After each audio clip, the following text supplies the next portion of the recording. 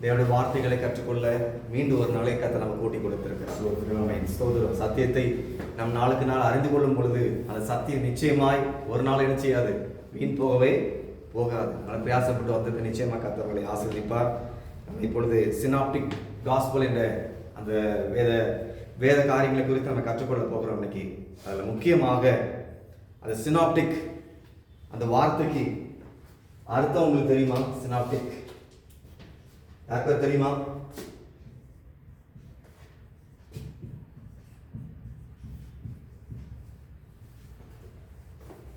சின் optics. ஆக்சுவலா சின் சொன்னா ஒத்தம் single, optic சொன்னா பார்வை. இந்த கண்ணாடி போட்டிருக்கல ஆப்டிகல்ஸ் சொல்றல பார்வை, ஒத்த பார்வை.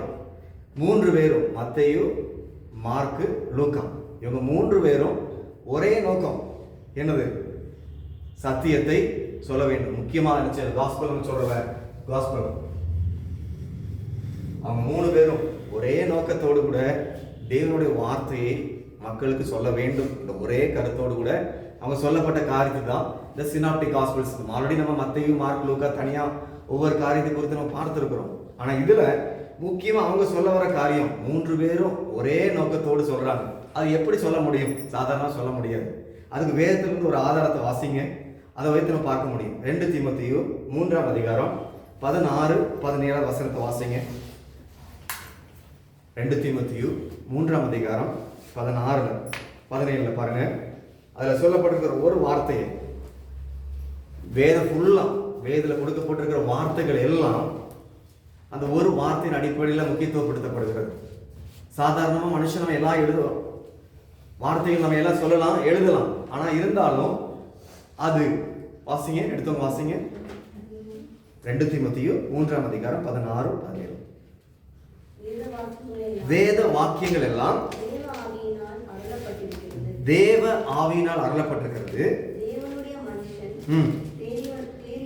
தேவனுடைய மனுஷன் தேறினவனாகவும் எந்த நற்கிரியும் செய்ய தகுதியுள்ளவனாகவும் அவைகள் உபதேசத்துக்கும் கடிந்து கொடுத்தலுக்கும்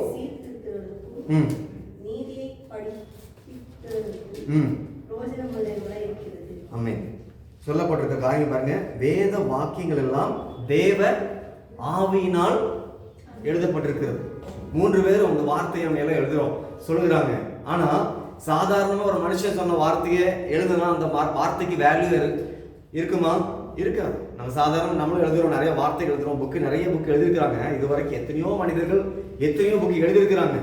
இருந்தாலும் அந்த அளவுக்கு வேதத்துக்கு கொடுக்கப்பட்ட வேல்யூ அதுக்கு இருக்கா? இல்லை. காரணம் என்ன? அந்த தேவ ஆவியினால் அதை குறித்து தான் இதுல சொல்லப்பட்டிருக்கிறது. வேத வாக்கியங்கள் எல்லாம் தேவ ஆவியினால் சாதாரணமா முடியாது. அப்ப ஆண்டவராக இயேசு கிறிஸ்து அவங்க கூட இருக்கிறார், பரிசுத்த ஆவியானவங்க கூட இருந்து சொல்லப்பட்டனால அதான் அவர் சொல்றாரு, எல்லா காரியமும் எல்லா மனுஷனும் தேறினவனாக. இப்ப நம்ம எல்லாம் எதுக்காக பிரயாசப்பட்டு படிக்க வந்திருக்கிறோம்? சத்தியத்தை இன்னும் கொஞ்சம் அறிந்து இன்னும் தெளிவடைந்து என்ன செய்யணும்? எப்படியாவது மற்றவங்களுக்கு இன்னும் கற்றுக் கொடுக்க வேண்டும். நமக்கு வேதத்தை தெரிந்த வார்த்தைகளை இன்னும் ஆழமாக, இப்ப நம்ம ஸ்ட்ராங்கா இருந்தால் தான் மற்றவங்க என்ன செய்ய முடியும்? உறுதியாக இருந்தால் சொல்ல முடியும். அதுதான் அவர் சொல்றாரு, வேத வார்த்தையை என்ன செய்யணும்? நம்ம தெளிவா அறிந்து கொண்டு தேறினவர்களாய் மாற வேண்டும். அடுத்தது 2வது காரியம் சொல்றாரு, எல்லா நற்கிரியையும் செய்த தகுதி உள்ளவங்களா மாறணும். அதற்கு தான் இவங்க 3 பேரோட நோக்கம். அதுதான். நான் மட்டும் இல்ல, நான் தேர்ந்தவனா மாற மட்டும் இல்ல, என் மூலமாக என்ன செய்யணும்? தேவனுடைய வார்த்தைகள் இன்னும் அநேகருக்கு கடந்து செல்ல வேண்டும். அதுதான் காஸ்பல். சினாப்டிக் காஸ்பல் என்ற வார்த்தைக்கு முக்கியத்துவம். இந்த 3ஐயும் ஒன்று சேர்க்கிறாங்க. ஒத்த பார்வையோடு ஒரே நோக்கம், எப்படியாவது சுவிசேஷம் மற்றவங்களுக்கு அறிவிக்கப்பட வேண்டும். அந்த ஒரே நோக்கத்தோடு கூட அதுதான் இங்க சொல்லப்பட்டிருக்கிறது. உபதேசத்துக்கும் கடிந்து கொள்ளுதலுக்கும் சீர்திருத்துவதற்கும். அதுக்குதான் இப்போ வார்த்தைகள் நம்ம கற்றுக்கொள்ளும் பொழுது நாட்கள் நாம் என்ன செய்யறோம்? வாழ்க்கையில மாற்றம் வருதா இல்லையா? வருது. இப்போ நீங்க இங்க வந்ததுக்கு அப்புறம் எவ்வளவு மாற்றம் ஏற்பட்டிருக்கு உங்களுக்கு? நிச்சயமா அந்த ஆசை வந்துடும். ஆரம்பிக்கும் போது ஒருவேளை நீங்க அற்பமா நினைச்சிருக்கலாம். ஆனா நீங்க சத்தியத்தை அறிந்து கொள்ள வேத வார்த்தை உள்ள போக போக போக என்ன செய்யும்? அது ஸ்ட்ராங்கா மாறிக்கொண்டே இருக்கும். அதை நம்மளை சரிப்படுத்தும். அப்ப நம்ம என்ன செய்வோம்? ஒரு மற்றவங்களை தவறு செய்யறாங்கன்னு சொன்னா அந்த வார்த்தையின் மூலமா சொல்லுவோம். இந்த வார்த்தை இப்படி சொல்ல சகோதரனே சகோதரியே செய்யாத என்று சொல்லி நம்ம என்ன செய்ய முடியும்? தைரியமாய் சொல்ல முடியும். அப்ப நீங்க கற்றுக்கொண்டிருக்கிற நீங்க இன்னும் என்ன செய்யணும்? தகுதி உள்ளவங்களா மாறதுக்கு இன்னும் அதிகமா என்ன செய்யணும்? பிரயாசப்பட வேண்டும். கற்றுக்கொள்வது ஈஸி தான், ஆனால் அதை என்ன செய்யணும்? கை கொள்ள வேண்டும். கடிந்து கொள்ளுதலுக்கும் உபதேசத்துக்கும் நீதியை படிப்பித்தலுக்கும், நீதியமான காரியத்தை மற்றவங்களுக்கு படிப்பு கொடுத்திருக்கு பிரயோஜனமாய் இருக்கிறது. அப்ப இந்த வார்த்தை அவ்வளவு மேன்மைப்படுத்தப்பட்டிருக்கிறது. வேதத்துல இருக்கிற வார்த்தைகள் எல்லாம் தேவனுடைய வார்த்தைகள் தான். ஆனா அதுக்கு மேன்மைப்படுத்தப்படுறதுக்கு காரணம் என்னன்னு சொன்னா, அவங்க வாழ்க்கையில் என்ன செய்யறாங்க? சாட்சியாய் சொல்லியிருக்கிறாங்க. மத்தேயு, மார்க், லூக்கா இவங்க 3 பேரும் இதை காட்டிலும் ஒரு 35 பேருக்கு மேல வேதத்துல எழுதப்பட்டிருக்கு. இதே என்னது காஸ்பல்ஸ் எழுதியிருக்கிறாங்க. ஆனால் அவங்களுடைய பேர்லாம் வரல. காரணம், இவங்க பேருக்கு வந்தது காரணம் என்ன? ஆண்டவரோடு கூட இருந்திருக்கிறாங்க, அவரோட வார்த்தையை தெளிவா நினைச்சிருக்காங்க, தெரிந்திருக்கிறாங்க. அதுக்கு தான் நினைச்சிருக்காங்க இவங்களுடைய பேரை முக்கியத்துவப்படுத்தி போட்டிருக்கிறாங்க. அதை குறித்து தான் நம்ம பார்க்க போகிறோம். கடந்த வாரத்தில் நம்ம பார்த்தோம். முதலாவது காரியம் என்னென்ன காரியம் ஒற்றுமையா இருக்கிறது இந்த காரியத்துல. அதுல முதலாவது காரியம் என்னது பார்த்தோம்? வார்த்தை. முதலாவது காரியம் என்னது? ஒற்றுமைக்கு காரியம் வார்த்தை. இந்த வார்த்தை நிறைய காரியம். 3 பேர் ஒரே காரியம் அதிகமா சொல்லப்பட்டது நான் வாசிக்கும் போது நீங்க பார்த்துருப்பீங்க. ஒரே மாதிரி வாசித்தது போலதான் இருக்குது. காரணம் என்னன்னு சொன்னா, மார்க்கு தான் முக்கியத்துவப்படுத்தப்பட்டிருக்கிறார். முதலாவது எழுதுறது யாரு? மார்க். நமக்கு தெரிந்த காரியம் தான். மார்க்கு தான் யாரு? எல்லா காரியத்தை காட்டிலும் முதலாவது எழுதுறது. ஆனால் அவர்கிட்ட இருந்து எடுத்த வார்த்தைகள், அவர் சொல்லிய வார்த்தைகளை மத்தேயும் லூக்காவும் என்ன பண்ணிருக்காங்க? நிறைய வார்த்தைகள். அதுல பார்க்கும் பொழுது 130 செக்ஷன்ஸ்ல, ஆமா 105 செக்ஷன் வேர்ட்ஸ்ல மார்க்ல கொடுக்கப்பட்ட வார்த்தையில 93% யார் காப்பி பண்ணியிருக்கிறார்? மத்தேயு காப்பி பண்ணியிருக்கிறாரு. அடுத்ததாக 81 செக்ஷன் அதில் உள்ளது அவர் காப்பி பண்ண, அது சொல்லப்பட்ட அதே வார்த்தையை லூக்கா என்ன பண்ணியிருக்கிறாரு? எடுத்து சொல்லியிருக்கிறாரு. எனக்கு காரணம் என்னன்னு சொன்னா, அவங்களும் இதே வார்த்தை தான், கிறிஸ்துவோடு கூட அதே ஒரே நாட்டில் கூட வாழ்ந்தவங்க. அப்ப அந்த வார்த்தையான என்ன செய்யறாரு? ஒரே முகப்படுத்துது. ஆண்டவருக்குள்ள அந்த வார்த்தை அவங்களுக்குள்ள பரிசுத்தமாக இருந்தபடியினால் வார்த்தை இருந்திருக்கு, தெளிவா இருந்திருக்குது. வார்த்தை மாற்றப்படவில்லை. அதுக்கு தான் அவங்க சொல்றாங்க. மத்தேயு 7ஆம் அதிகாரம் 24 வார்த்தை கேள்வி வாசிங்க. மத்தேயு 7ஆம் அதிகாரம் 24 வாசிங்க. அந்த வார்த்தையானவர் ஆவியினால் எழுதப்பட்டிருக்கிறபடினால் நம்ம சொல்லிய வார்த்தைகளை கவனமாய் கேட்டு நடக்க வேண்டும் என்பதை அவர் சொல்றார். அந்த வார்த்தைங்கிற அவர் முக்கியத்துவப்படுத்தியிருக்கிறார். மத்தேயு 7ஆம் அதிகாரம் 24 வாசிங்க. ஆகையால் நான் சொல்லிய இந்த வார்த்தைகளை கேட்டு இவைகளின்படி செய்கிறவன் எவனோ அவனை கண்மலைமை தன் வீட்டை கட்டின புத்தியுள்ள மனுஷனுக்கு ஒப்பிடு. போதும், நான் சொல்லிய இந்த வார்த்தைகளை கேட்டு. அப்ப நம்ம சொல்லப்படுகிற வார்த்தைகளை நம்ம என்ன செய்யணும்? கவனமாய் கேட்டு அதன்படி நடக்கும் பொழுதுதான் என்ன செய்யணும்? கண்மலையில் கட்டப்பட்ட ஒரு வீடா இருக்க முடியும் என்பதை அவர் தெளிவுபடுத்தி வச்சிருக்கிறார். அப்ப நமக்கு சொல்லப்படுகிற வார்த்தைகளை நீங்களும் என்ன செய்யணும்? கவனமாய் கேட்டு மற்றவங்களுக்கு கவனமாய் போதிப்பதற்கு என்ன செய்யணும்? பிரயாசப்பட வேண்டும். அவங்க சொல்லி அவங்க பிரயாசப்பட்டு அவங்க வாழ்க்கையில் அனுபவித்து ஆண்டவர் கூட இருந்து அனுபவித்து அந்த வார்த்தையை என்ன பண்ணியிருக்கிறாங்க? வேத வார்த்தையை ஆவியினால் அருளப்பட்டது போல ஆவியானவரோடு கூட இருந்து சொல்லி அந்த வார்த்தையை இன்னைக்கு நம்ம என்ன செய்யறோம்? முக்கியத்துவப்படுத்தி படிச்சு கொண்டிருக்கிறோம், பிரயாசப்படுறோம். சரியா? இப்ப நீங்க மத்தேயு, மார்க், லூக்கா நம்ம கிளாஸ் ஆரம்பிச்சது படிக்க ஆரம்பிச்சிட்டீங்களா? யாரெல்லாம் படிக்க ஆரம்பிச்சிருக்கிறீங்க வேதத்துல? கை தூக்குங்க. மத்தேயு, மார்க், லூக்கா படிக்க ஆரம்பிச்சிருக்கீங்களா? யாரும் திரும்பவும் படிக்கலையா? நீங்க படிச்சாதான் நாங்க சொல்லும் பொழுது வார்த்தை உங்களுக்கு என்ன செய்யும்? கொஞ்சம் ஈஸியா புரியும். ஒரு சப்ஜெக்ட்ல சொல்லும் போது புரியும். நீங்க வேத வாசிக்க ஆரம்பிங்க. ஒரே நாள் வாசிச்சாலும் பிரயாசப்பட்டா முடியும். மத்திய எல்லாம் எத்தனை அதிகாரம் இருக்கு? மத்தியில எத்தனை அதிகாரம் இருக்கு? 20 இல்ல 28. சரி, மார்க்ல எத்தனை அதிகாரம் இருக்கு? 16. லூக்கால 21.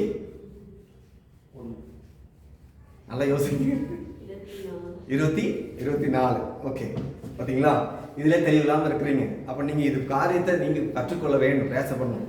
நாங்கள் பிரயாசப்பட்டு இது வரைக்கும் நான் அன்னைக்கே சொன்னேன், நான் இது வரைக்கும் 32 முறை பிரயாசப்பட்டு வேதத்தை படிச்சு முடிச்சிருக்கிறேன். அப்ப நீங்களும் என்ன செய்யணும்? இந்த பைபிள் கிளாஸ் முடிக்கிறவங்களும் ஒரு தடவையாவது என்ன செய்யணும்? வேதத்தை படித்து முடிக்க வேண்டும். நேரத்தை ஒதுக்குங்க, பிரயாசப்படுங்க. அப்பதான் சொல்றாரு, நான் சொல்லிய என் வார்த்தைகளை கேட்டு. அப்ப அவர் சொல்றாங்க, 3 பேர் சொல்ல வர காரியம், என் வார்த்தைகள் என்ன செய்யணும்? மக்கள் மத்தியில கடந்து செல்ல வேண்டும். அது என்னுடைய வார்த்தை அல்ல, வேத வாக்கியமா இருக்கிறது. சரி,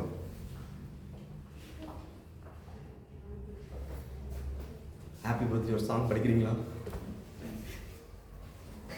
எல்லாம் சேர்ந்து படிங்க. தம்பி உன் பேர் என்னப்பா? வேதத்தில் இன்னொரு காரியத்தை உறுதிப்படுத்த முடியும். ஏன்னா 2-3 சாட்சிகளினால் என்ன செய்யணும்?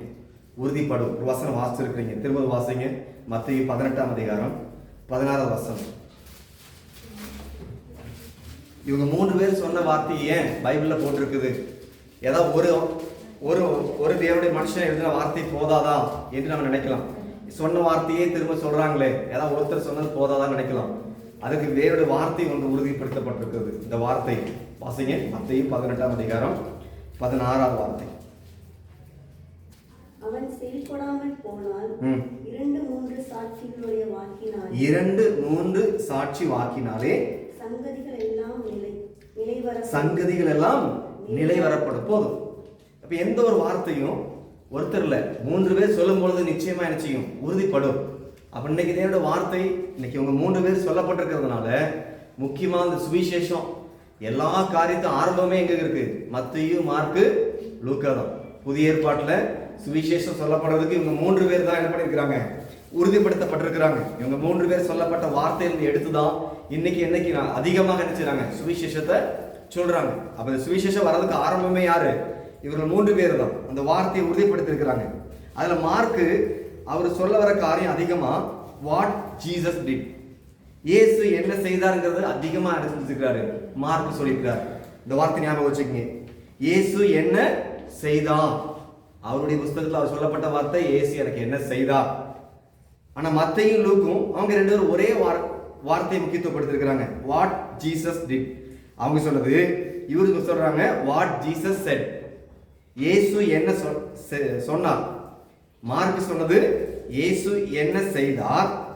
மேத்யூ லூக்கு சொல்றது இயேசு என்ன சொன்னார். அந்த அர்த்தத்துல நினைச்சுறாங்க. இந்த சுவிசேஷத்துல அவங்களுடைய அந்த வார்த்தைகளை அவங்க சொல்லி வைத்திருக்கிறாங்க. அப்ப அந்த வார்த்தைகள் நினைச்சுறாங்க ஒன்றுக்கு ஒன்று சொல்லி அது உறுதிப்படுத்தப்பட்டிருக்கிறது. வார்த்தை உறுதிப்படுத்தப்பட்டிருக்கிறது. அது மட்டும் இல்ல, இன்னொரு காரியம் ஆர்டர். 2வது காரியம் என்னது? ஆர்டரா எழுதியிருக்கிறாங்க. ஒரே மாதிரி அவங்க எழுதின போல ஒரே போல யார் எழுதியிருக்கிறாரு? மத்தேயு எழுதின அதே ஆர்டர்ல லூக்காவும் எழுதியிருக்கிறாங்க, மார்க்கும் எழுதியிருக்கிறாங்க. இந்த உறுதிப்படுத்தப்பட்டிருக்கிறது. அது மாத்திரம் அல்ல, மார்க் அவருடைய புஸ்தகத்தில் அவர் சொல்ல வர காரியம் மனுஷகுமாரன், சன் ஆஃப் மேன் அப்படிங்கிற வார்த்தை அர்த்தத்துல அவர் சொல்லியிருக்காரு. என்னது? மனுஷகுமாரன் மார்க் சொல்லியிருக்காரு. ஆனா மேத்யூ அப்படி சொல்லல. மேத்யூ கிங் ஆஃப் ஜீசஸ், இயேசு ராஜாவாக, அந்த வார்த்தையை முக்கியத்துவப்படுத்தி சொல்லியிருக்கிறாங்க. நீங்க மத்தேயு படிக்கும்போது தெரியும், இயேசு ராஜாங்கிற அர்த்தத்துல நிறைய வார்த்தைகள் சொல்லப்பட்டிருக்கிறாங்க. யாரு? மாத்தியூ சொன்னது. ஆனா லூக்கா சொல்றது அப்படி இல்லை.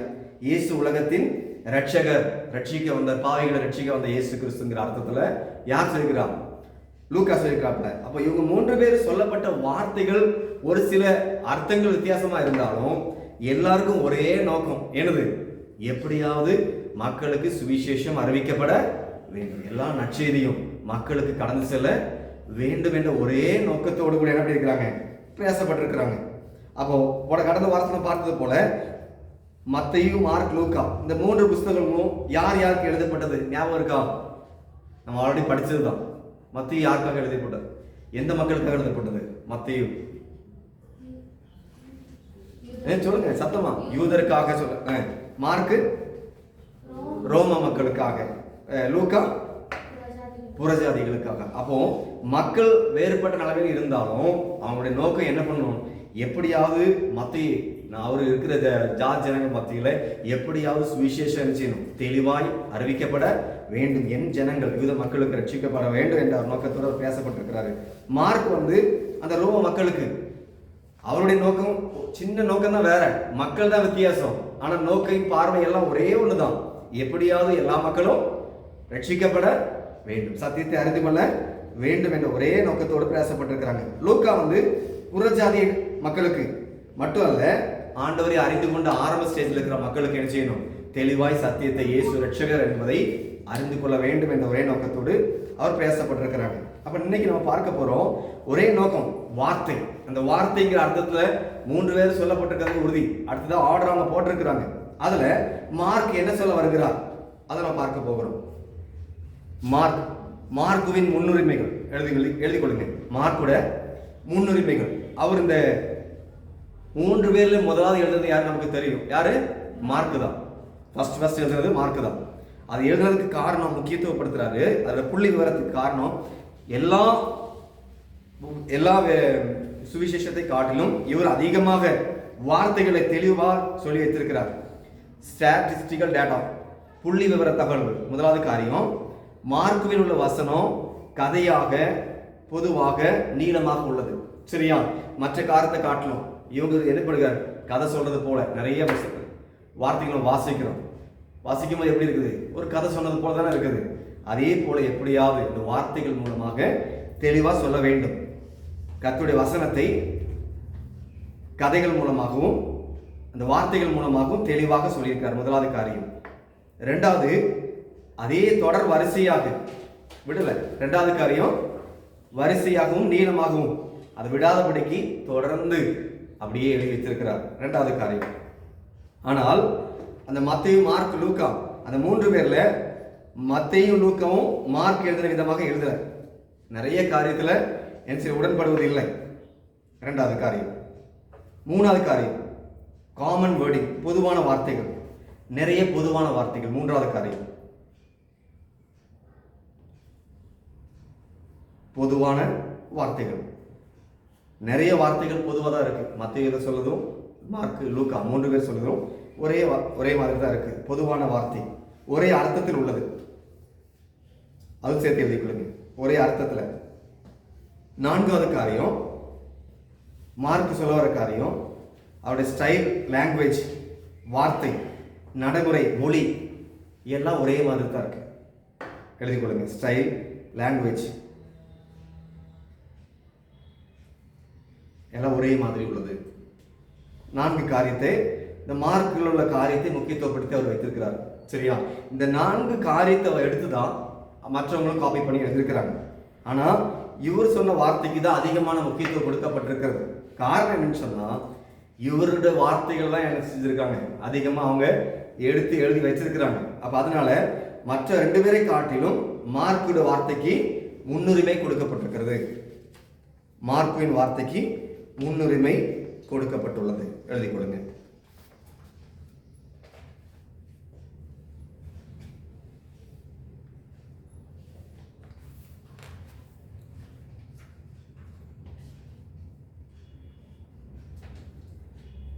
ஓகே, சரி. அடுத்ததாக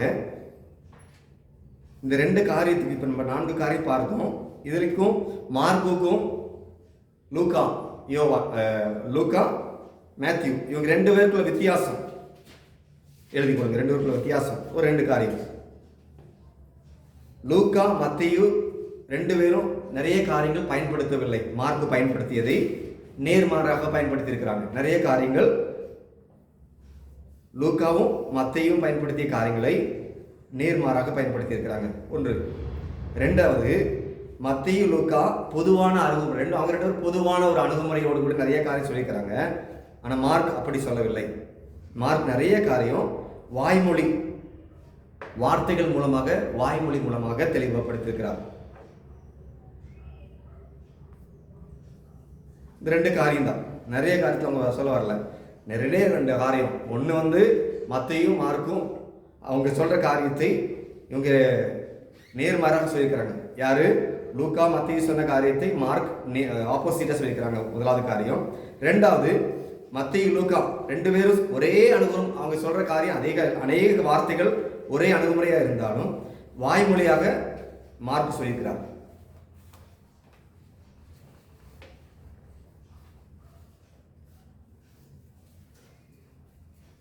அப்புறம் இவங்க 3 பேரும் 3 காரியத்தை முக்கியத்துவப்படுத்தியிருக்கிறாங்க. முதலாவது காரியம், சத்தியத்தை நிலைநாட்ட வேண்டும். உறுதியா, ஸ்ட்ராங், வேதம் என்ன செய்யணும்? உறுதியா நிலைத்திருக்க வேண்டும். முதலாவது காரியம் என்னது? சத்தியத்தை எப்படியாவது மக்களுக்கு சொல்லி நிலைநாட்ட வேண்டும். இரண்டாவது காரியம், தேவனுடைய மகிமையை தெளிவாக வெளிப்படுத்த வேண்டும். சாதாரணமா இப்ப சொல்ல புரியாது. அப்போ வார்த்தை இங்க உறுதியா இருக்கு, வேத வார்த்தை உறுதியா இருக்கு.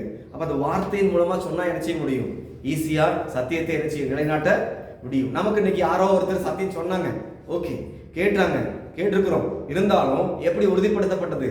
வேதத்தை வாசித்தோம், அந்த வார்த்தையை என்ன செய்யணும்? கற்றுக்கொண்டோம். அந்த வார்த்தையின் மூலமா நமக்கு நிறைய அற்புதங்களை செய்திருக்கிறார். அப்ப இன்னைக்கு வரைக்கும் இந்த வார்த்தை தான் நம்ம என்ன செஞ்சிருக்கு? நிலைநாட்டி வைத்திருக்கிறது. அப்போ ரெண்டாவது காரியம் சொல்றது, தேவனுடைய மகிமையை என்ன செய்யணும்? மக்களுக்கு வெளிப்படுத்த வேண்டும் என்ற நோக்கத்தோடு கூட அந்த வார்த்தையை உறுதிப்படுத்திருக்காங்க. ரெண்டாவது காரியம். மூன்றாவது காரியம், எல்லா மக்களும் எப்படியாவது இயேசு கிறிஸ்துவை அறிந்து கொள்ள வேண்டும். மூன்றாவது காரியம். இந்த மூன்று முக்கியமான ஒரே கண்ணோட்டத்தோட அவங்க சொல்லியிருக்கிறாங்க. மத்திய சொல்லியிருக்கிறது போல மார்க், லூக்கா 3 பேர் சொல்லியிருக்கிற ஒரே வார்த்தை, எல்லா மக்களும் இயேசு கிறிஸ்துவை செய்யணும், அறிந்து கொள்ள வேண்டும். இந்த 3 வார்த்தையை எழுதி வைத்துக் கொள்ளுங்க. சத்தியத்தை நிலைநாட்டணும், தேவனுடைய மகிமையை தெளிவாக மக்கள் அறிந்து கொள்ள வேண்டும். மூன்றாவது காரியம், எல்லா மக்களும் இயேசுவை அறிந்து கொள்ள வேண்டும் என்ற ஒரே நோக்கத்தோடு கூட அங்கு சொல்லி வைத்திருக்கிறாங்க. இந்த 4 சுவிசேஷத்திலையும் எழுதின எழுத்துக்கள் நிறைய இருந்தாலும் அதில் நிறைய வார்த்தைகள் ஒத்து போய் இருக்கிறது. சரியா? ஒரே தலைமை, இவருடைய நோக்கம் ஒரே நோக்கம். இவங்க 4 பேருடைய 3 பேருடைய ஒரே ஒரு நோக்கம், எல்லா சமுதாய மக்களும் இயேசு கிறிஸ்துவை அறிந்து கொள்ள வேண்டும். அந்த நாட்களிலும் இன்னைக்கு இல்லை, இன்னைக்கு சமுதாய மக்கள் இன்னைக்கு எத்தனை மக்கள் இருக்கிறாங்க நமக்கு பேரை சொல்லக்கூட முடியல, அவ்வளோ மக்கள் இருக்கிறாங்க. ஆனால் எல்லா மக்களும் இயேசுவை அறிந்து கொள்ள வேண்டும், சத்தியத்தை அறிந்து கொள்ள வேண்டும். அப்போ அதற்கு ஒரு தலைமை நிச்சயமாக தேவைப்பட்டது. இவ்வளோ பேர் இருக்கிறாங்க, யாராவது ஒருத்தர் முன்னால் நின்று செய்ய வேண்டும். அதற்கு தான் அவங்க என்ன பண்ணியிருக்கிறாங்க? இயேசு கிறிஸ்து தான் இந்த உலகத்தில் வந்த ரட்சகர் என்பதை நாங்கள் அல்ல, இயேசு தான் வந்திருக்கிறான்னு சொல்லி அவங்கள முக்கியத்துவப்படுத்தாம இயேசு கிறிஸ்துவை முக்கியத்துவப்படுத்திருக்கிறாங்க. எல்லா சமுதாய மக்களும் அவங்க என்ன செய்யறாங்க? இயேசுவை அறிந்து கொள்ள வேண்டும். பல சமுதாய மக்கள் இருந்திருக்கிறாங்க, அவங்களும் அறிந்து கொள்ள வேண்டும் என்ற ஒரு நோக்கத்தோடு சொல்லியிருக்கிறாங்க. 2 அடுத்ததாக மத்தேயு, நான் இங்கே முதல்ல நீங்க சொன்னது போல முக்கியத்துவப்படுத்தி யாருக்கு எழுதியிருக்கிறார்கள்? யூத மக்களுக்கு தான் எழுதியிருக்கிறார். சரியா? இப்போ நம்ம இப்போ எல்லாம் இங்கே வந்தது எல்லாரும் ஒவ்வொரு கேஸ்ட்ல இருக்கிறோம். இருந்தாலும் அந்த வார்த்தை எப்படி நமக்கு தெரியுது? யாரோ ஒருத்தர், இப்போ உங்களுக்குலாம் லாங்குவேஜ் தெரியாட்டியும் தமிழ் தான் தெரியுது. இப்போ உங்கள் லாங்குவேஜ் என்ன பிரயாசப்பட்டு கொண்டிருக்கிறாங்க? அந்த மொழியை மொழிபெயர்த்து எழுதி கொண்டிருக்கிறாங்க. அதே போலதான் மத்தேயு பிரயாசப்பட்டு அவருடைய யூத ஜனங்கள் தேவனுடைய வார்த்தையை அறிந்து கொள்ள வேண்டும் என்ற நோக்கத்தோடு கூட அவர் பிரயாசப்பட்டு எழுதியிருக்கிறார். முதலாவது காரியம். இன்னொரு காரியம், எபிரேய தீர்க்க தரிசனங்கள் நிறைவேற வேண்டும். ஆண்டவராக இயேசு கிறிஸ்து சொன்ன தீர்க்க தரிசன வார்த்தைகள் நிறைவேற வேண்டும் என்ற ஒரு நோக்கத்தோடு கூட மத்தேயு சொல்லியிருக்கிறார். 2வது காரியம், எபிரேய தீர்க்க தரிசனங்கள், இயேசு கிறிஸ்துவின் மூலமாக சொல்லப்பட்ட தீர்க்க தரிசனங்கள் வார்த்தைகள் என்ன செய்யணும்? நிறைவேற்றப்பட வேண்டும் என்ற கண்ணோட்டத்தோடு கூட 2வது காரியம் சொல்லியிருக்கிறார். அடுத்ததாக, தேவனுடைய ராஜ்யத்தை எப்படியாவது, இந்த உலகம் ஒரு நாள் அழிந்து போகும், மீண்டும் ஒரு ராஜ்யம் உண்டு, பரலோக ராஜ்யம் உண்டு என்பதை என்ன செய்யணும்? மக்கள் அறிந்து கொள்ள வேண்டும் என்ற கண்ணோட்டத்தோடு மத்தேயு எழுதியிருக்கிறார். 2வது காரியம். அடுத்ததாக, ஒரே கருத்தை உடைய செய்திகள் ஒரே இடத்தில் காணப்படுகிறது. நிறைய காரியம் காணப்படுகிறது. காரணம் என்ன? இவங்க 3 பேரும் ஒரே இடத்தில் இருந்தபடியினால் ஒரே கருத்தை உடைய காரியத்தை சொல்லியிருக்கிறாங்க. அடுத்ததாக, புற ஜாதிகளுக்கு நற்செய்தி பணியை செய்ய வேண்டும். எல்லா ஜாதி ஜனங்களுக்கும் நற்செய்தி பணியை செய்ய வேண்டும் என்ற ஒரே கண்ணோட்டத்தோடு அவர் சொல்லியிருக்கிறார். அடுத்ததாக, போதனைகளிலும் அற்புதங்களிலும் இயேசுவின் அதிகாரத்துக்கு முக்கியத்துவம். எல்லாம் இப்ப இன்னைக்கு வேதத்தில் கொடுக்கப்பட்டிருக்க எல்லா காரியத்துக்கும் யார் முக்கியத்துவப்படுத்திருக்கிறாங்க? இயேசு கிறிஸ்துவை முக்கியத்துவப்படுத்திருக்கிறாங்க. எல்லா போதனைகளிலும் அற்புதங்களிலும் இயேசுவின் அதிகாரத்துக்கு முக்கியத்துவப்படுத்திருக்கிறாங்க. அடுத்ததாக, சாத்தானின் சவால்களை தோற்கடிக்க. இன்னைக்கு வரைக்கும் நமக்கும் ஒவ்வொரு நாளும் பாடம் வந்து கொண்டிருக்கிறது. யார் மூலமா? சாத்தான். அப்போ நம்ம சாத்தானின் சவால்களை என்ன செய்யணும்? முறியடிக்க வேண்டும். அப்போ முறியடிக்கணும்னு சொன்னால் சாதாரண முடியுமா? முடியாது. அப்போ வார்த்தை என்ன செய்யணும்? நமக்குள்ளா இருக்க வேண்டும். இதோட வார்த்தை எனக்குள்ள இருக்கும் பொழுது நிச்சயமாய் சாத்தானை மேற்கொள்ள முடியும். அதுதான் வார்த்தையில் இன்னும் தெளிவாய் வாசிக்கும் பொழுது நிச்சயமாக முறியடிக்க முடியும். அடுத்ததாக, விசுவாசத்தின் வாயிலாக எப்படியாவது விசுவாசத்தின் வார்த்தைகளை சொல்லி மக்களுக்கு இதை சொல்லி அவங்க ரட்சிக்கப்பட வேண்டும் என்ற கண்ணோட்டத்தோடு இருக்கிறார். அடுத்ததாக, விசுவாசத்தின் வாயிலாக எப்படியாவது மக்கள் ரட்சிப்பை பெற்றுக்கொள்ள வேண்டும் என்ற கண்ணோட்டத்தோடு எழுதியிருக்கிறாங்க. அடுத்ததாக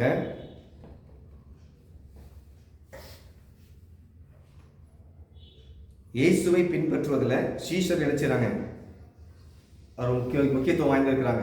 இயேசு கூட இருந்த சீஷர்கள் அவங்க அவர் சொன்ன வார்த்தைகளை அவங்க பின்பற்றி இருக்கிறாங்க. அதனால தான் இன்னைக்கு அவங்க 3 பேரும் சொல்லப்பட்ட வார்த்தை இன்னைக்கு நம்ம உறுதிப்படுத்தப்பட்டு எழுதப்பட்டிருக்கிறது. அதை நம்ம என்ன செய்யணும்? வார்த்தைகள் கை கொள்ள வேண்டும். இயேசுவை பின்பற்றி அவருடைய வார்த்தைகளை கை கொள்ள வேண்டும் என்பதை முக்கியத்துவப்படுத்தியிருக்கிறாங்க. ஓகே, அடுத்ததாக இந்த மார்க் எழுதின காரியத்துக்கு அவர் இந்த புக்கை எழுதுறதுக்கு முக்கியத்துவம் என்ன? ஆத்தர்ஷிப். அவர் இந்த காரியத்தை எழுதுறதுக்கு உறுதி எப்படி சொல்ல முடியுங்கிறத பார்க்க போறோம். அடுத்ததாக மார்க்குக்கு மொழிபெயர்ப்பாளராக யார் இருந்திருக்கிறார்? பேதுரு. பேதுருக்கு மொழிபெயர்ப்பாளர் மார்க். சரியா?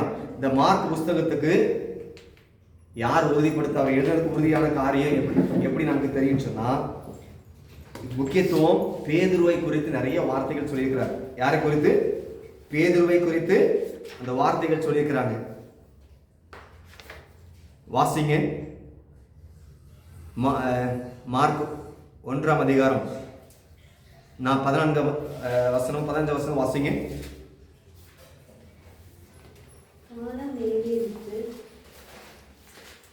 வாசிங்க. காலம் நிறைவேறிற்று, தேவனுடைய ராஜ்யம் சமீபமாயிற்று, மனம் திரும்பி சுவிசேஷத்தை விசுவாசியுங்கள் என்றார்.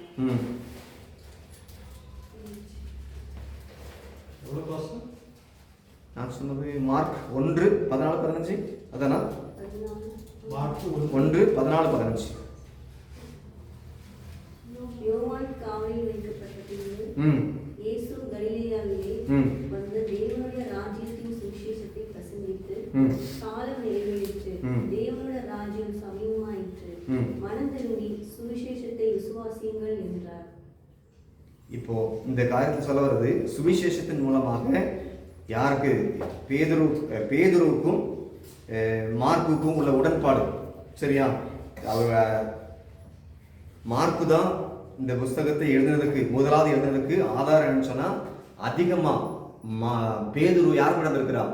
மார்க்கு கூட இருந்திருக்கிறார் என்பதற்கு தான் அந்த வார்த்தை உறுதிப்படுத்தப்பட்டிருக்கிறது. முதலாவது காரியம் சுவிசேஷத்தில் பேதுருவின் கோட்பாடு. சரியா? அதில் முக்கியமாக இயேசுவின் பொதுவான இடத்தில் ஊழியம் செய்யும் பொழுது பேதுருடைய பெயரை குறிப்பிட்டிருக்கிறாங்க. அந்த வார்த்தையின் மூலமாக உறுதிப்படுத்தப்படுகிறது. முதலாவது காரியம் இயேசு கூட பேதுரு இருந்திருக்கிறார் என்பதற்கு அதில் முதலாவது காரியம் உறுதிப்படுத்தப்படுகிறது. அடுத்ததாக ஆரம்ப காலம் ஊழியம் செய்யும் பொழுது பேதுருடைய வீட்டில் கூட இருந்திருக்கிறார். வாசிங்க, அதோட நீங்கள் வார்த்தை எழுதி கொள்ளுங்க, வாசிக்காட்டு பரவாயில்ல. மார்க் 1ஆம் அதிகாரம் 21 முதல் 28 வரைக்கும் நீங்கள் வீட்டில் போய் வாசிச்சு பாருங்க. மார்க் 1ஆம் அதிகாரம் 29 முதல் 31 வரைக்கும்.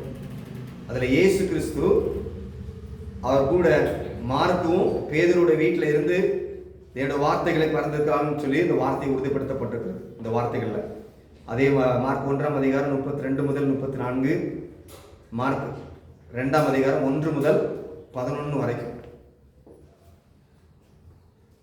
இப்போ இதில் உறுதிப்படுத்தப்பட்டிருக்கு மார்க் தான் இந்த சுவிசேஷத்தை எழுதினார் என்பதற்கு உறுதிப்படுத்தப்பட்டிருக்கு. 2வது காரியம். 3வது காரியம், பேதுருவும் மற்றவர்களும் அதிகமாக என்ன பண்ணியிருக்காங்க? இயேசுவும் கூட ஊழியம் செய்திருக்கிறார்கள். அதை குறித்து தெளிவான நிறைய காரியம் இருக்கிறது. வார்த்தைகள் நிறைய இருக்குது. நீ எழுதி கொடுங்க, வார்த்தைகள் மட்டும் எழுதி கொடுங்க. இந்த வசனத்தை மட்டும் முக்கியத்துவப்படுத்த எழுதி கொடுங்க. வீட்டில் போய் வாசிச்சு பாருங்க.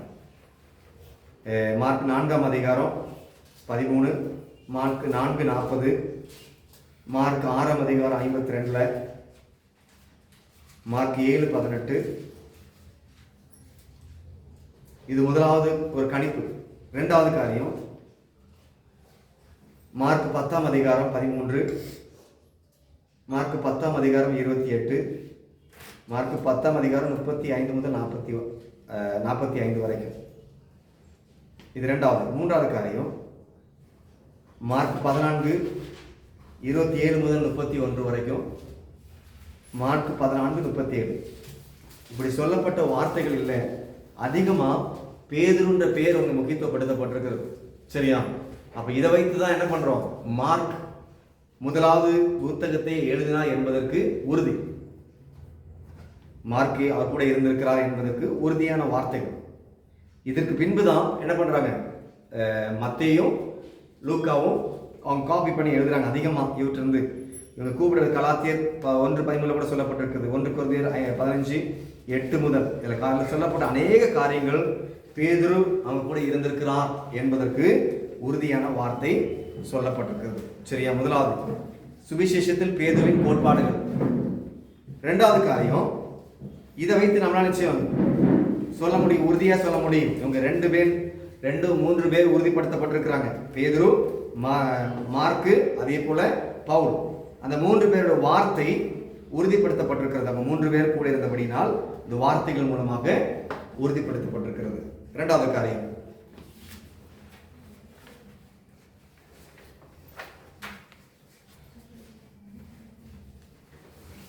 அடுத்ததாக 1 பேதுரு 5ஆம் அதிகாரம் 13ஆம் வசனத்தில் சொல்லப்பட்டிருக்கிற வார்த்தையை எடுத்துக்கொள்ளுங்க.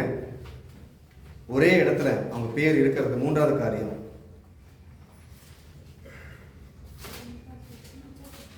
ஒன்று பேதுரு 5ஆம் அதிகாரம் 13ஆம் வார்த்தை எடுத்தவங்க வாசிங்க. உங்களுடனே கூட தெரிந்து கொள்ளப்பட்டிருக்கிற பாபிலோனில் உள்ள சபையும் என் குமாரனாகிய மார்க்கும் உங்களுக்கு வாழ்த்துதல் சொல்லுகிறார். என் குமாரனாகிய மார்க் உங்களுக்கு வாழ்த்துதல் சொல்லுகிறார். அப்ப இந்த மூன்றாவது காரியம், அவர் கூட இருந்ததுக்கு உறுதிப்படுத்தப்பட்டிருக்க காரியம். மார்க், பேதுரு 2 பேரும் ரோமர்ல அந்த ரோம் தேசத்துல இருந்திருக்கிறாங்க என்பதற்கு ஒரு உறுதியான ஒரு காரியம், மூன்றாவது காரியம். சரியா? 1 பேதுரு 5ஆம் அதிகாரம் 13ஆவது வசனம். அப்ப அந்த வார்த்தையை முக்கியத்துவப்படுத்துறதுக்கு இவங்க யார் கூட இருந்திருக்கிறாங்க என்பதற்கு மூன்றாவது காரியம்.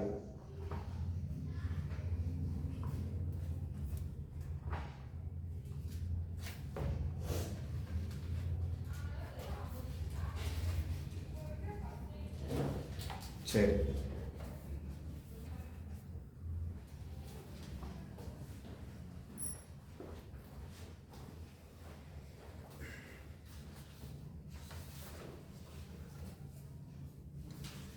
அடுத்ததாக இவங்க 3 பேருடைய நோக்கம், தியாலஜிக்கல் தீம்ஸ். அவங்களுடைய தியாலஜிக்கல் தீம்ஸ் ஆக்சுவலியா சத்தியத்தை குறித்து அவங்க தெளிவாக சொல்ல வேண்டிய நோக்கம். 3 பேரோட ஒரே நோக்கம்.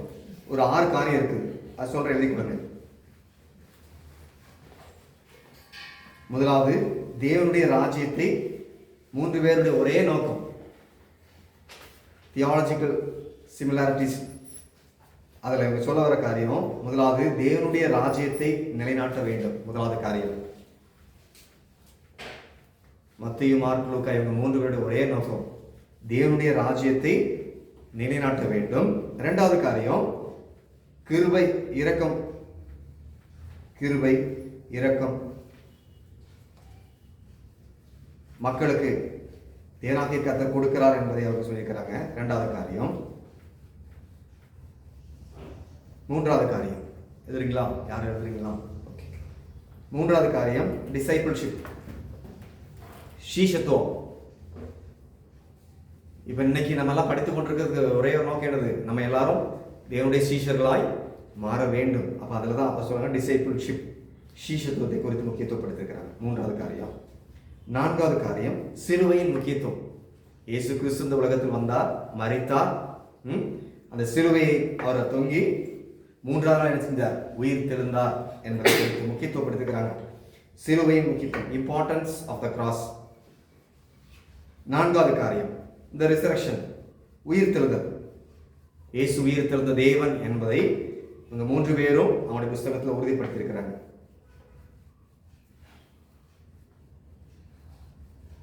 ஆறாவது காரியம், இயேசு மேசியா, ஜீசஸ் தான் மேசியாவாக வந்திருக்கிறார் என்பதை குறித்து இவங்க 3 பேரும் ஒரே நோக்கம், என்ன செய்யணும்? எல்லா மக்களும் தேவனுடைய ராஜ்யத்தை அறிந்து கொள்ள வேண்டும். அது மட்டும் இல்ல, தேவனாகிய கர்த்தர் கிருபையும் இரக்கமும் உள்ள தேவன். இரண்டாவது சீஷத்துவம். எல்லா மக்களும் என்ன செய்யணும்? இயேசு கிறிஸ்துவை அறிந்து கொண்டு அவருடைய சீஷர்களாக என்ன செய்யணும்? மாற வேண்டும். மூன்றாவது. நான்காவது சிலுவையின் முக்கியத்துவம். இயேசு இந்த உலகத்தில் மரித்தார். அந்த சிலுவையின் முக்கியத்துவத்தை எல்லா மக்களும் இயேசு கிறிஸ்துவை அறிந்து கொள்ள வேண்டும் என்ற கண்ணோட்டத்தோடு தான் சொல்லிக்கிறாங்க. நான்காவது, அவர் உயிர்த்தெழுந்த தேவன். உங்களுக்கு யாருமே உயிர்த்தெழுந்தது இல்லை, இயேசு கிறிஸ்து தான் உயிர்த்தெழுந்தார் என்பதை இவங்க தெளிவுபடுத்திக்கிறாங்க. ஐந்தாவது காரியமாக கடைசியா இயேசு மேசியா என்பதை குறித்து ஒரு உறுதிப்படுத்திருக்கிறாங்க.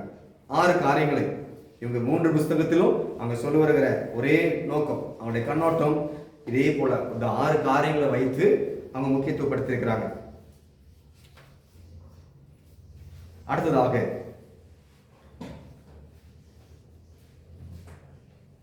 இயேசு மேசியா என்று மார்க் சொல்றது. இயேசு ஒரு 3 காரியம் இருக்கு, எழுதி கொடுங்க. மேசியா மார்க் சொல்ற காரியம், இயேசு கடவுளின் மகன், 1 மேசியா. 2வது காரியம் எழுதி கொடுங்க. இயேசு மேசியா என்பதற்கு அவர் வார்த்தை சொல்ற வருகிற வார்த்தை இயேசு கடவுளின் மகன் 1. 2வது காரியம் இயேசுவை துன்பப்படும் வேலைக்காரன். அது ஆங்கிலத்தில் தெளிவாக சொல்லியிருக்கிறது, Jesus is God's suffering servant சொல்லிக்கிற வார்த்தை சொல்லியிருக்கிறது. இயேசுவின் துன்பப்படும் வேலைக்காரன், Jesus is God's suffering servant. 2வது காரியம் இந்த மேசியா என்ற வார்த்தை சொல்றதுக்கு. 3வது காரியம் இயேசுவின் அடையாளத்தின் ரகசியம். இயேசுவே எல்லா காரியங்களுக்கும் அடையாளத்தின் ரகசியம் யாரு? மேசியா என்பதை குறித்து 3 வார்த்தை மூலமாக அவர் உறுதிப்படுத்தியிருக்கிறார். எழுதிட்டீங்களா? இயேசு கடவுளின் மகன், இயேசு துன்பப்படும் வேலைக்காரன், 3வது இயேசுவே அடையாளத்தின் ரகசியம் மேசியா என்பதை குறித்து அவருக்கு சொல்லியிருக்கிறாங்க.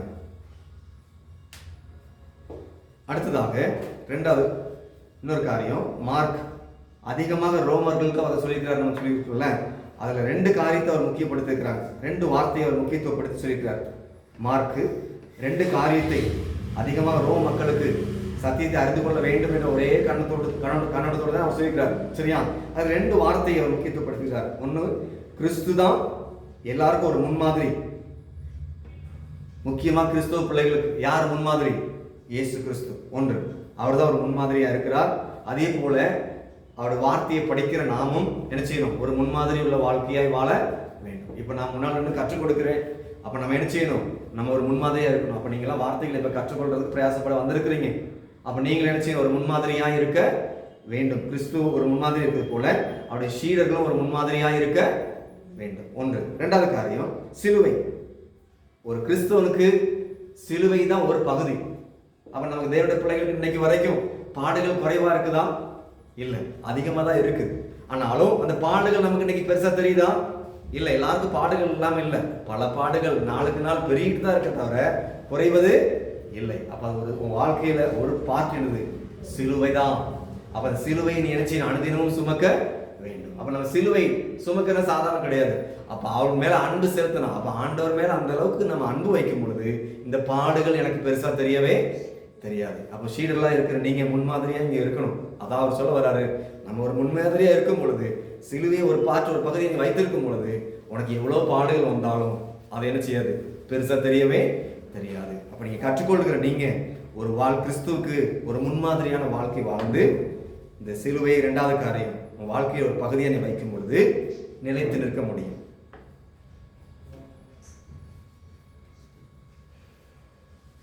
அடுத்ததாக இவங்க 3 பேரும் சொல்ல வர காரியத்துல பவுலும் பேதுரும் ஒரு வார்த்தை கூட சொல்லியிருக்கிறாங்க. நம்ம சத்தியத்தை மக்களுக்கு சொல்வதற்கு நம்ம முதலாவது சிலுவையை சுமக்கணும், முன்மாதிரியா இருக்கணும். பவுலும் கூட ஒரு வார்த்தை சொல்லியிருக்கிறாங்க, நம்ம கிறிஸ்துவின் நம்பிக்கையின் சாயலாக நம்ம என்ன செய்யணும்? இருக்க வேண்டும். கிறிஸ்துவ மக்களுக்கு 1 தெசலோனிக்கர் 1:6, 2 கொரிந்தியர் 4ஆம் அதிகாரம் 10, 13 இந்த வசனத்தெல்லாம் வாசிக்கும் பொழுது கிறிஸ்து தான் நமக்கு எல்லா காரியத்துக்கும் நம்பிக்கைக்கு யார் சாயல்? யாரு?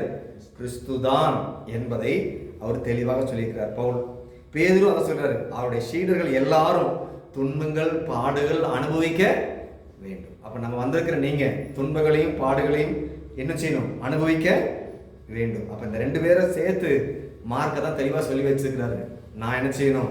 கிறிஸ்துவுக்கு ஒரு பாதையில சிலுவை தான் எனக்கு ஒரு பகுதியா இருக்க வேண்டும். அப்ப சுவிசேஷத்தை எப்படியாவது மக்களுக்கு சொல்வதற்கு நான் முதல்ல என்ன செய்யணும்? சிலுவையின் பாடுகளை அனுபவித்து சிலுவையை வாழ்க்கையில் இருக்கும் பொழுது மற்றவங்களுக்கு சுவிசேஷத்தை என்ன செய்ய முடியும்? தெளிவாய் சொல்ல முடியும் என்ற நோக்கத்தோடு கூட அவர் தெளிவாக அருமையாக சொல்லி வைத்திருக்கிறார். அப்போ இந்த 3 பேரில் சொல்லப்பட்டதில் முதலாவது மனுஷனை குறித்து நம்ம பார்த்தோம். முக்கியமாக மார்க்கை குறித்து பார்த்துருக்கிறோம். அப்போ மார்க்கு தான் எல்லா காரியத்தையும் எழுதுனதுக்கு முக்கியத்துவப்படுத்தப்பட்டிருக்கிறார்.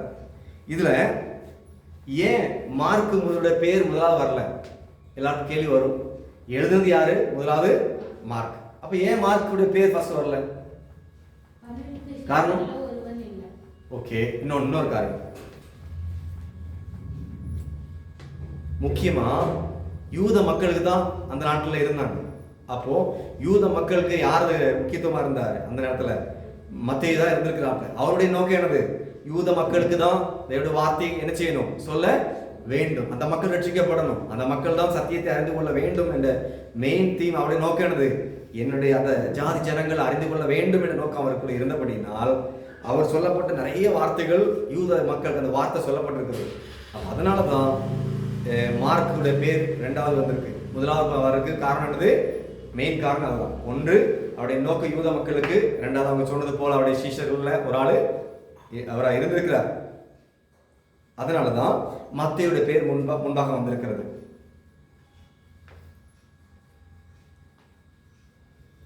அப்ப இப்ப சொல்லப்பட்ட வார்த்தையில் உங்களுக்கு ஏதாவது டவுட் இருக்கிறான்? இப்ப இன்னைக்கு சொல்லப்பட்டதுல முக்கியமா வார்த்தை ஆவியினால் எழுதப்பட்டிருக்கிறது முக்கியமா. சரியா? தேவ ஆவி இல்லாதவன் அவருடையவன் இல்லை.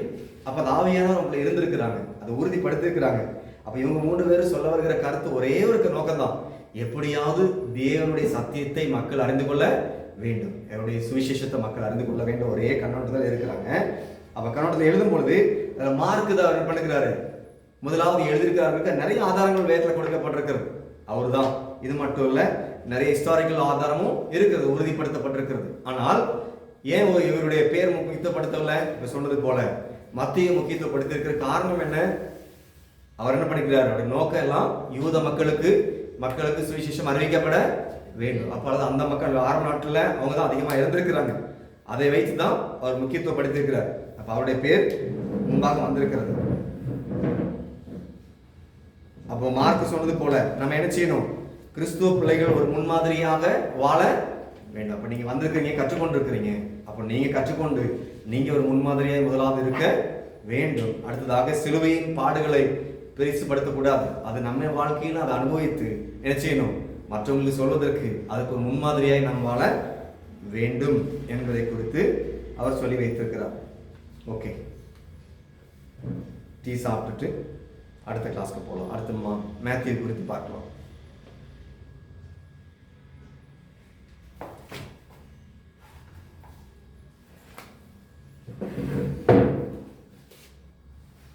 Isso.